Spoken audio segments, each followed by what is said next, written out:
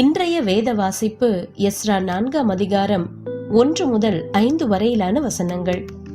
சிறையிருப்பிலிருந்து வந்த ஜனங்கள் இஸ்ரவேலின் தேவனாகிய கர்த்தருக்கு ஆலயத்தை கட்டுகிறார்கள் என்று யூதாவுக்கும் பென்யமீனுக்கும் இருந்த சத்துருக்கள் கேள்விப்பட்ட போது அவர்கள் செருபாபேலிடத்திற்கும் தலைவரான பிதாக்களிடத்திற்கும் வந்து, உங்களோடு கூட நாங்களும் கட்டுவோம், உங்களைப் போல நாங்களும் உங்கள் தேவனை நாடுவோம், இவ்விடத்துக்கு எங்களை வர பண்ணின அசீரியாவின் ராஜாவாகிய எசரத்தோன் நாட்கள் முதற்கொண்டு அவருக்கு நாங்களும் பலியிட்டு வருகிறோம் என்று அவர்களோட சொன்னார்கள்.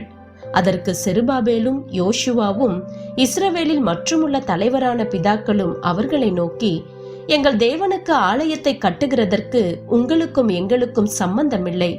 பெர்ஷியாவின் ராஜாவாகிய கோரேஸ் ராஜா எங்களுக்கு கட்டளையிட்டபடி நாங்களே இஸ்ரவேலின் தேவனாகிய கர்த்தருக்கு அதை கட்டுவோம் என்றார்கள்.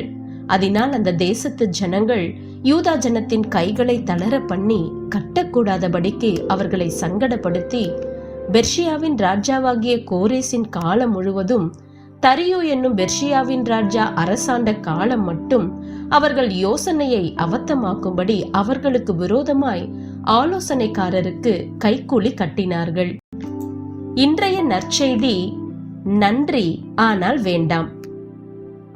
இந்தியாவின் மனநலம் குன்றிய பிள்ளைகளுக்காய் நடத்தப்படும் கிறிஸ்தவ பள்ளி ஒன்றிற்கு மாநகராட்சி வாரியத்திலிருந்து பெரும் நன்கொடை அளிக்கப்பட்டது. அதில் எந்த வில்லங்கமும் இல்லை என்று அறிந்த பின்னரே அந்த தொகையை அவர்கள் பெற்றுக்கொண்டனர். ஆனால் பின்னாளில் மாநகராட்சி வாரியம் அந்த தொகைக்கான பிரதிநிதித்துவம் கோரியது. உடனே அந்த பள்ளியின் இயக்குனர் அந்த தொகையை திருப்பி கொடுத்து விட்டார். பள்ளியின் கொள்கையை விட்டு கொடுக்க அவருக்கு மனதில்லை. தேவனுடைய சேவையை தேவனுடைய வழியில் செய்வது மிகவும் அவசியம் என்று அவர் கூறுகிறார். நமக்கு வரும் உதவியை நிராகரிப்பதற்கு பல காரணங்கள் இருக்கலாம். அதில் இதுவும் ஒன்று. வேதாகமத்தில் வேறொன்றை பார்க்க முடியும்.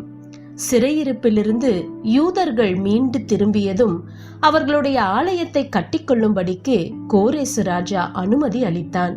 உங்களோடு கூட நாங்களும் கட்டுவோம், உங்களைப் போல நாங்களும் உங்கள் தேவனை நாடுவோம் என்று மற்றவர்கள் சொல்லும் போது இஸ்ரவேலின் தலைவர்கள் அதை நிராகரித்தனர். அவர்கள் ஒருவேளை அந்த உதவியை ஏற்றுக்கொண்டிருந்தால் ஆலயத்தை மீண்டும் கட்டும் முயற்சியில் தோல்வி அடைந்திருப்பர்.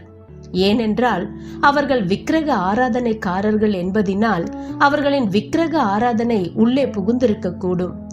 இஸ்ரவேலர்கள் சரியான தீர்மானத்தை எடுத்தனர். ஆகையால் எதிர்ப்பாளர்கள் ஆலய கட்டுமான பணியை தங்களால் முடிந்த அளவிற்கு தடை செய்தனர். பரிசுத்த ஆவியின் துணையோடும் விசுவாசிகளின் ஞானமான ஆலோசனையோடும் நாம் பகுத்தறிந்து செயல்பட பழகலாம். ஆவிக்குரிய வாழ்க்கையை பாதிக்கக்கூடிய சிநேகிதமான வாய்ப்புகளை தவிர்க்க வேண்டும். ஏனென்றால் தேவனுடைய பணியை தேவனுடைய வழியில் செய்யும் போது எந்த நன்மையும் குறைவுபடாது.